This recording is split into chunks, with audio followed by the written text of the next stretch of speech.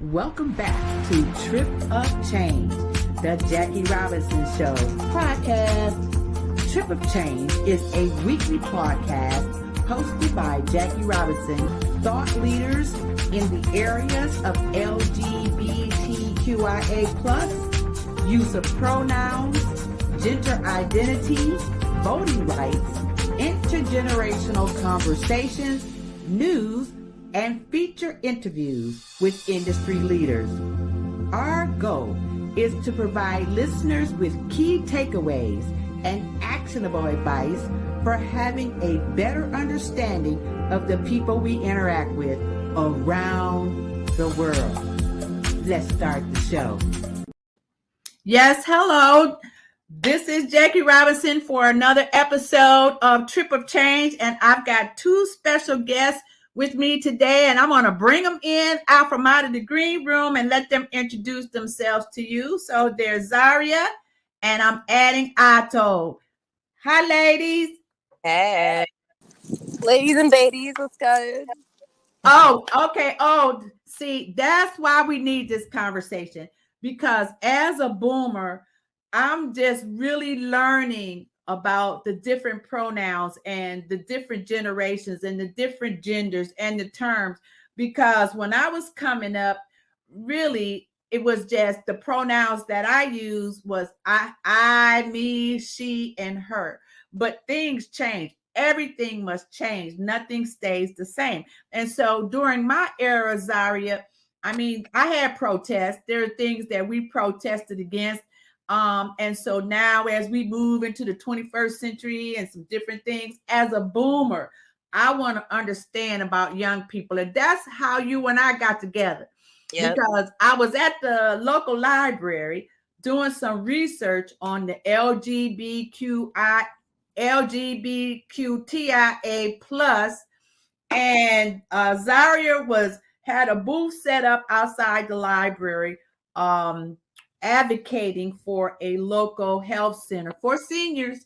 And so, Zaria, go ahead and introduce yourself and talk about how we met and, how you decided to come in, because thank you for coming in on the show. Of course. Hey, everybody. My name is Zaria. I'm from Atlanta. And yes, we met while I was doing a tabling event at East Point. And she came up to me. She was like, "Are you binary or non-binary?" And it struck me. I was like, "What is this?" I wasn't sure, but I was open to it. And she actually gave me a little bit more information because I did not know how to answer that question. But I do find like I am a part of the LGBTQ community. So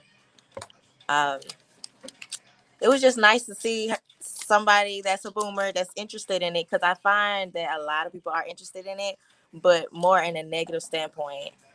They're just like, "Oh, it's not meant to be like that. We ain't do that." But things are changing. So I'm glad that you are trying to get a better understanding.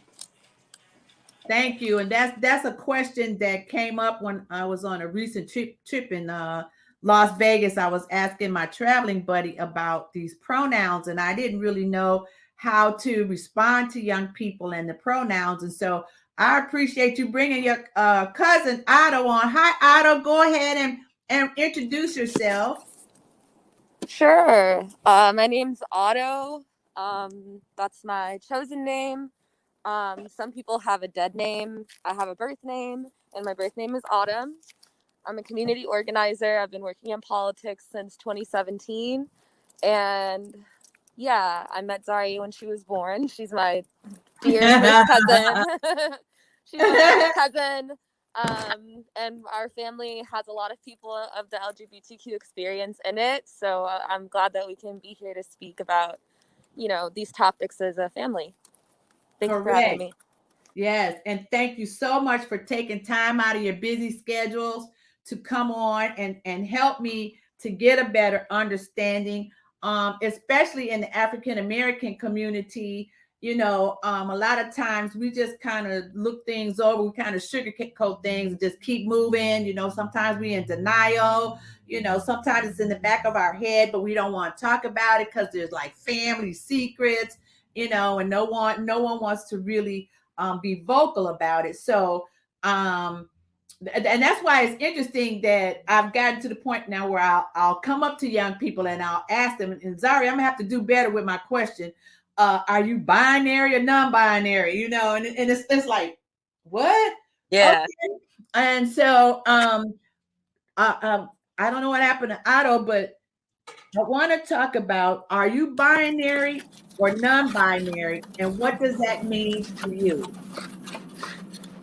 Right. So I guess speaking for myself, I am non-binary. I use they them pronouns. Not all non-binary people use the they them pronouns, but I found that that's what feels most comfortable for me. Um, I'm also like not speaking on behalf of my employer or anything like that, but I am in community with a local person who's running for office who's non-binary as well, and um, on their campaign literature, they use they them pronouns, and a lot of people um, are trying to assume their gender, saying he or she, but they also use they pronouns, and I just try to gently correct them and say they. Um, I guess do you have any question? What was the question again? I'm Yeah, sorry. yeah, I was asking, and I think you answered it as a non-binary person, but Zaria, you identify as binary, but you're also an ally, correct? Right. Correct. So I guess what we usually say in the community is, what are your pronouns? A question kind of similar to yours that I like to ask people when I feel like maybe they aren't in the binary is, do you have a gender? That question's a little bit more abstract, but for some people, the answer really is no. Um, so I definitely think it's worthwhile to explore these questions. But I think the standard language is just, what are your pronouns? And Zaria, I believe you was she, her. So she's a woman, and I am a non-binary person. Yeah. And that's interesting because, again, as a boomer, in my approach to get more understanding, I want to be able to ask the right question and not be offensive. You know what I mean? Right.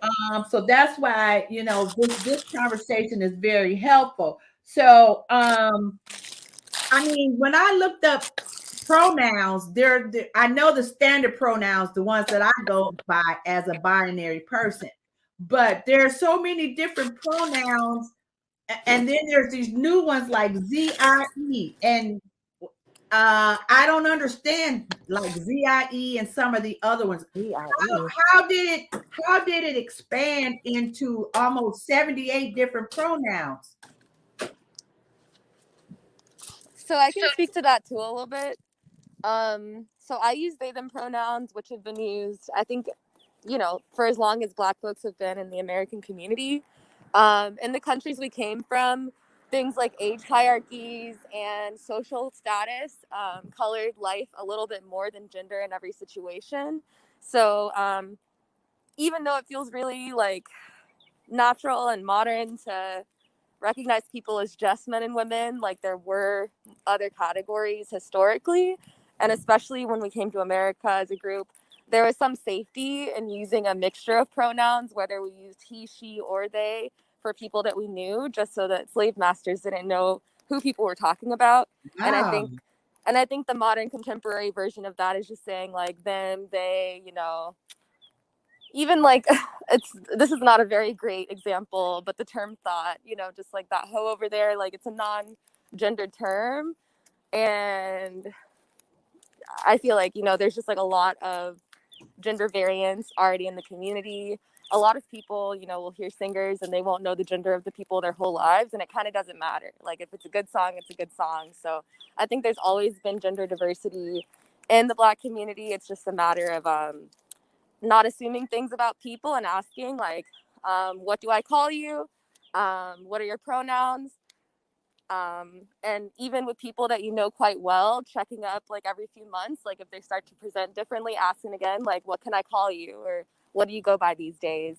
I think those are really casual ways to still, be casual about people's identities, but still make sure that we're not assuming and we're asking, and making sure that people feel seen and heard about who they are. So that's kind of more language and more historical context for why different pronouns exist and people use different pronouns. Well, it's interesting that you brought up thought, okay, and you brought up, the slave time, the slave terminology, that the secret language that was used in order to be able to survive. And so my question to both of you all is, how does being Black or African American fit into the description of yourself?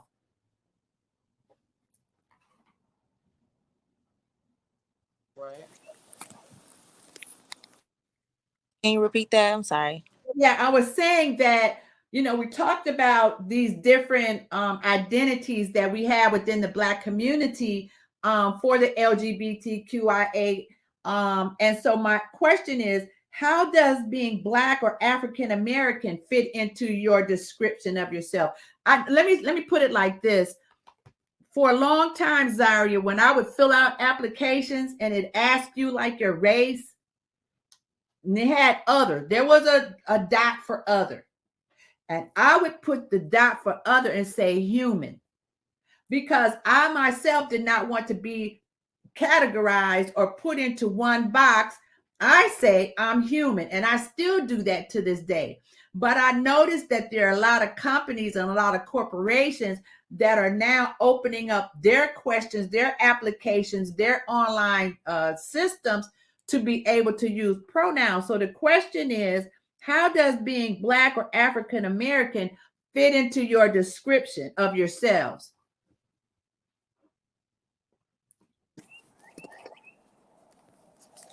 Well, especially job hiring thing. I'm like, do they know I'm Black? Is that why they're not? But I'm like, my name is Zaria, so obviously they know I'm Black even just from my name when I'm applying. When it comes to my sexuality and being Black, it's a huge community, but I know it's hard to find people in your community that's accepting of all the other alphabets part of the rainbow. So it's very hard. They have apps, but it's still very hard to see people, because you can see somebody and they identify one way or have an other sexual orientation. So it's questions is very important. I'll say that. How about you, Otto? Yeah. Likewise, I think it's definitely important to me to identify like with myself as an African American on applications or as a Black person. When it comes to ethnicity, I guess I consider African American to be like the governmental ethnicity that's kind of Okay. handed down to us. Okay. But if I'm able to write in anything, I like to say Gullah Geechee, because that's a callback to the multiple Black ethnicities that make up, the African American experience. I think I also tend to say other or decline to answer when things get specific about my gender, just because I'm still figuring it out, like I don't know exactly how I want to identify to disparate organizations. And I think, from my answers, they can kind of assume that I'm in that transgender, gender nonconforming category, and, process their data accordingly and say, this part of the community doesn't identify or identifies a little bit differently. And hopefully that is good data for the communities that I give that information to. Mm-hmm. But yeah, that's kind of how I've been dealing with that question lately. Now, as we move forward into 2022 and on into 2023 and beyond, do you find positive acceptance from family and friends and coworkers? Most definitely. Like a lot of times you see now they're talking about equal employment. They really, when I see commercials, they'll definitely include a person of the LGBTQ community. Okay. So more inclusive now.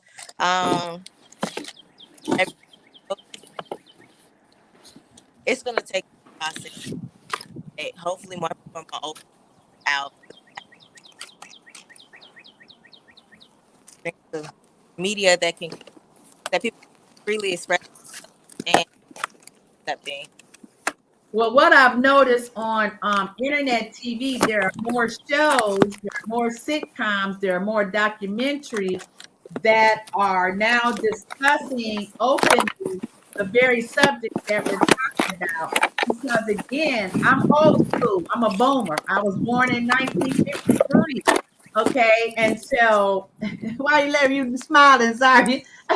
Yeah, I'm 60. This is the last year of my 60s, and so as I move forward, want to get a better understanding and have a more positive impact on change within the community. So, Otto, what are some of the challenges that you face as a young Black person that identifies with the LGBTQIA community? Um, I'm a very lucky person. I think that, being from Atlanta, a place that's always been about civil rights and human rights, has kind of given me a community of especially strong, like, Black women leaders who understand where I'm coming from, why I have sometimes felt at odds with my assigned gender of being a girl or a woman. Um, and, even though I'm organizing in a lot of intergenerational spaces, I find that, a lot of people end up coming out to me saying, like, I feel like a form of gender variance and gender nonconformity in my expression. I still use she pronouns. I still identify as a woman, like a proud woman, but I understand the nuances of, being a caregiver, being a provider for your household, and, having, interest in, like, mechanics and sports and things that are not the most feminine, and actually being able to lean into those things. And so I've definitely felt like a lot of intergenerational support. I think the most challenging thing has been, definitely trying to figure out, like, a family life, being paid the same as men. I think sexism, just catcalling, like, I think I experience a lot of the same sexist discrimination as women.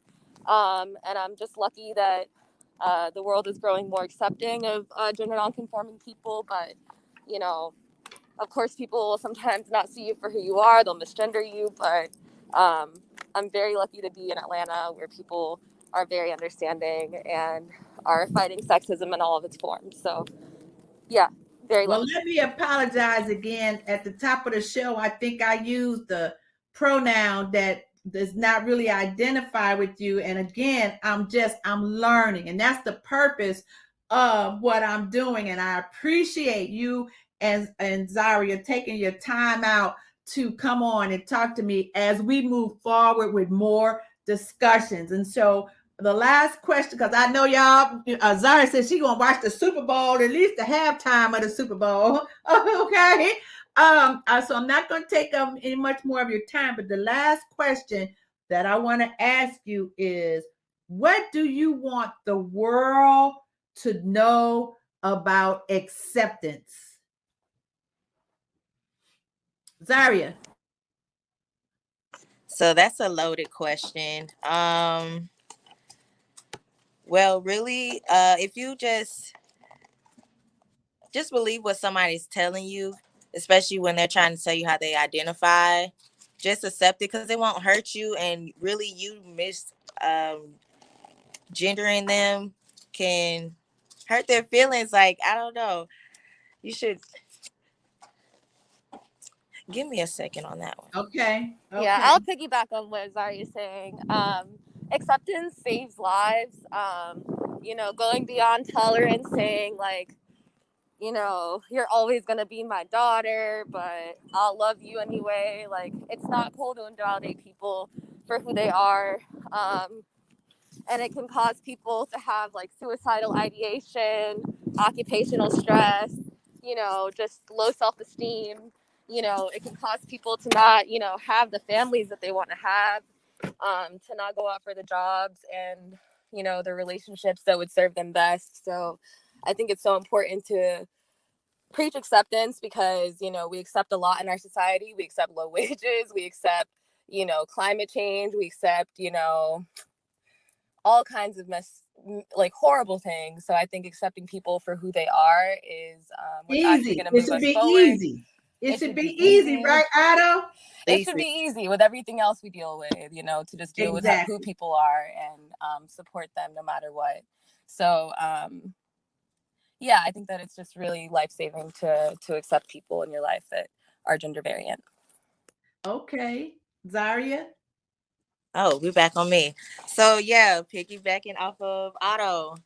The least you can do is just accept what somebody identify as, because even that's just a small aspect of who they are, and you shouldn't hold that over somebody's head. But it means a lot because that's how they identify. So just accepting that and can help people just move past so much and let people really live their lives the way they want to. You don't have to live in a closet behind or just trying to pretend.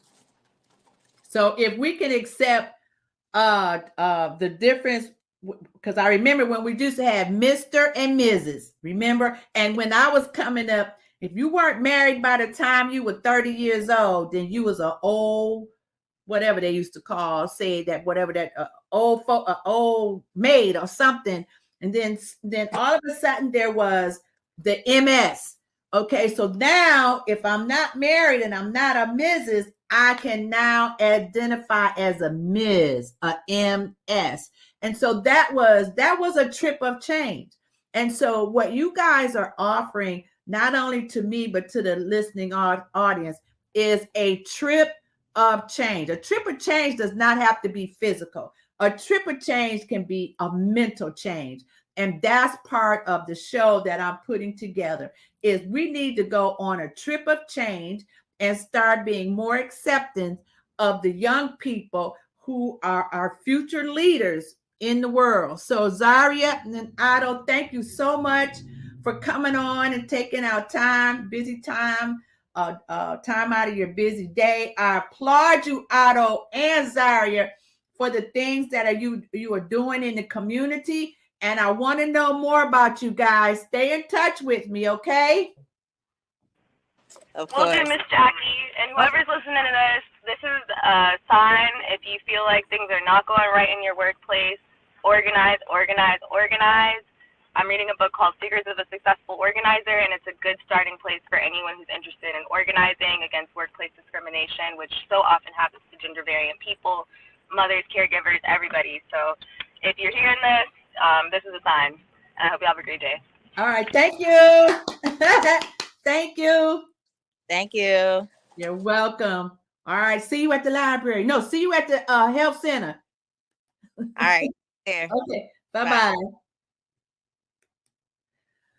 Wow, that really enlightened me. I'm so glad I got an opportunity to talk to these young ladies about their experiences, and I am grateful for them taking the time out today. This has been Jackie Robinson on a trip of change, talking to two young women, Zaria and Otto, about pronouns, gender pronouns, and how we as boomers can understand and be more accepting of young people in the way they want to identify. It's a matter of respect. So take this trip of change, take this broadcast, and make a difference in your life and the lives of others. Thank you so much.